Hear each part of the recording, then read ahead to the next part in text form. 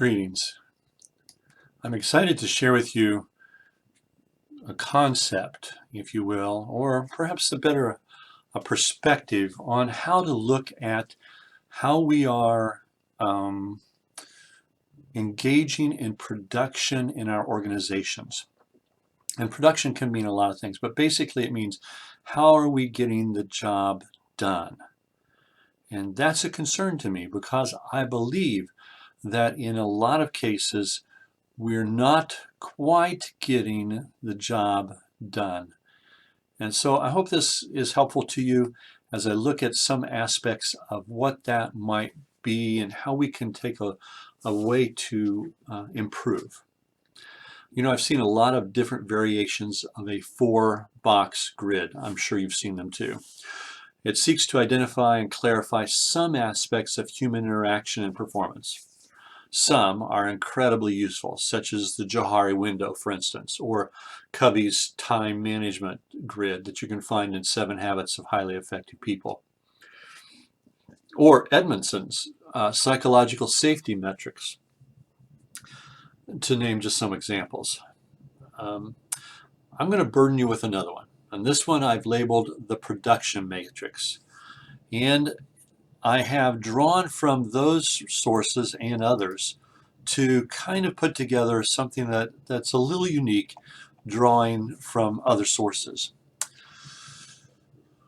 Much more besides these connections, and there's a lot of useful information here and correlation between the environment of trust that exists in the workplace and the level of urgency that is present.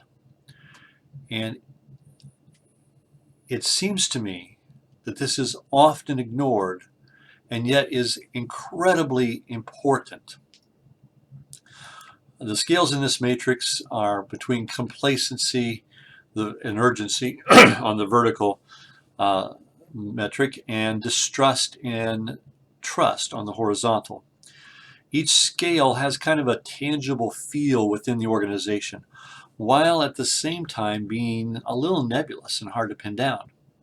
Even more, the variation on the scale can vary from department to department within the organizations, and sometimes even from individual to individual. In a general sense, the extreme boundaries of each scale paint a picture of the best or worst case scenarios, and those never really exist. So there's a range on both scales which affect production. Essentially, complacency can be perceived of as a lack of a motivation to excel. We're kind of happy. For the complacent person, department, organization, good enough is pretty darn good enough, and anything more than that would just be too much work. Urgency, on the other hand, expresses the emotions of caring about succeeding. Healthy urgency connects that care about succeeding with the mission and the vision of the organization. Now, note I said healthy urgency, and that's important. Urgency carries the connotation of consequence, both positive and negative. The consequences are going to vary, but the resultant mindset is a desire in healthy urgency to the positive consequence and avoiding the negative. And this generates a passion to win, as John Cotter says in his books, Leading Change, Urgency. And this is a workable analogy for the scale for urgency. Urgency is those who play to win, and those who at the one end, and then complacency is just those who just don't seem to care if they win or lose at all. It's just kind of, let's just be there. The psychological safety is an interesting topic as well. Amy Edmondson's and others' work in this area has been quite revealing of the importance of cultivating an environment of psychological safety for the best production to occur. Whether this is in the organization, the department, or even at home, the freedom to speak up without fear of negative consequences unleashes the best dynamic of human interaction. When the environment is one of distrust and suspicion, it can be virtually impossible to focus on the task at hand. Worry is the dominant emotion, and it can be so overwhelming that it brings kind of a type of paralysis at the farthest extreme. And at the other end of the scale is trust. Trust is the currency of integrity and emotional health. David Horsager, in the book Trust Edge, and others have expounded on the absolute necessity of having and building trust. Now, combine that with the work on psychological safety, and you can easily see in your mind the dichotomy between these two extremes, distrust and trust. Psychologically unsafe, fearful environment versus an environment where you are able to speak up without fear of reprisal. Now, let's kind of discuss each one of these blocks in the production matrix. Let's start with the fool. Those organizations, departments, or individuals that fall into this block are experiencing a high degree of complacency and distrust. The goal for employees in this block is not production. Oh no, it's survival.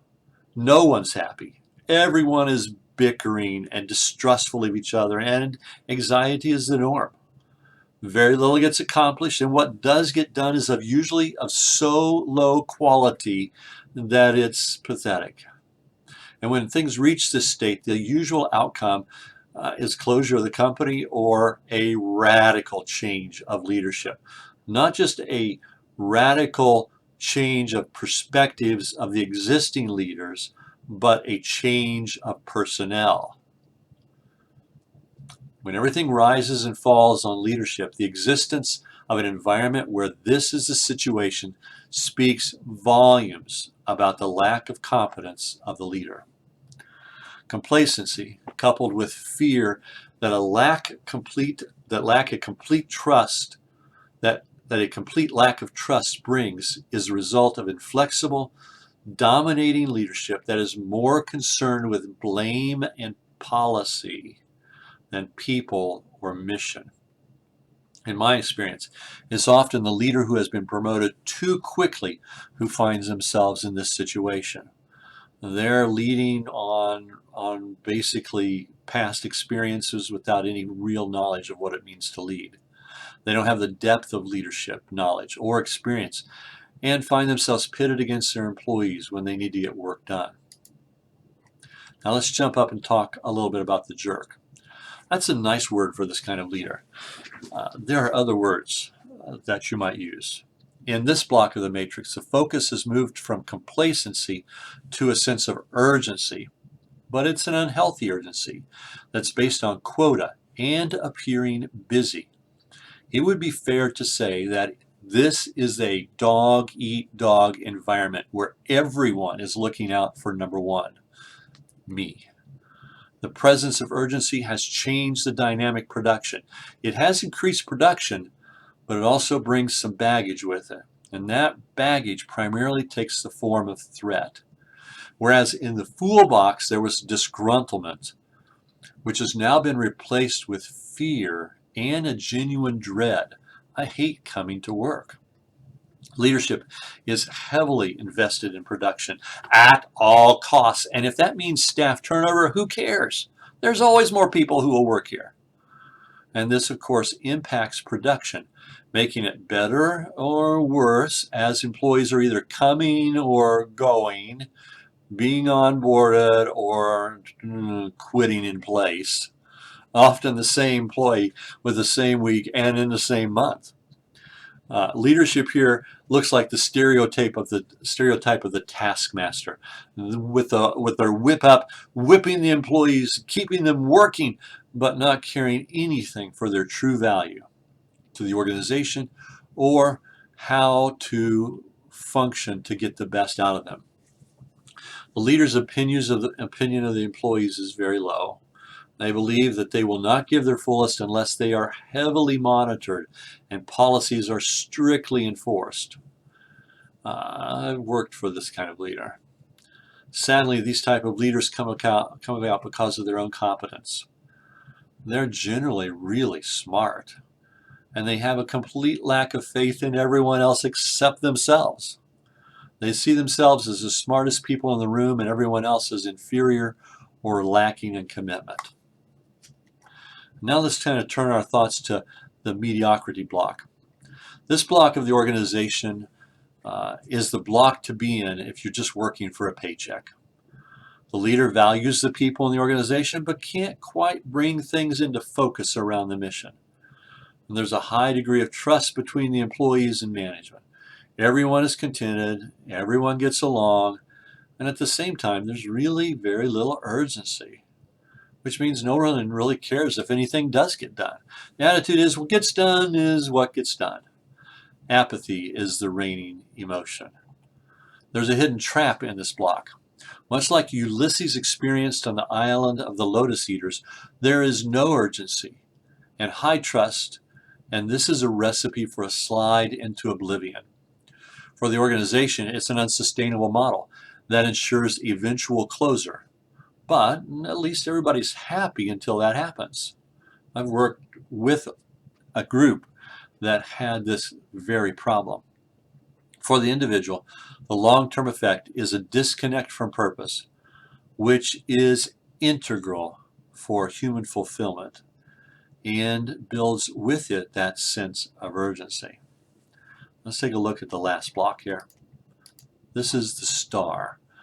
This block brings together the best in relationships and healthy urgency.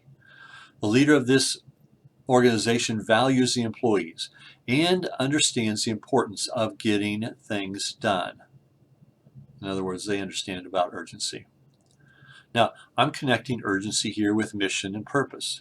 If I believe in the mission and I'm committed to that mission, then I am operating with a sense of purpose. And purpose cannot easily be separated from urgency. As I described urgency in the very first part of this presentation, urgency carries with it the possibility of consequence. If I'm operating with purpose, then my goal will be to seek the positive consequences of fulfilling that purpose. That's passion. And passion, when employed in an environment of trust, always will blossom into individual meaning for the participants and high production for the organization.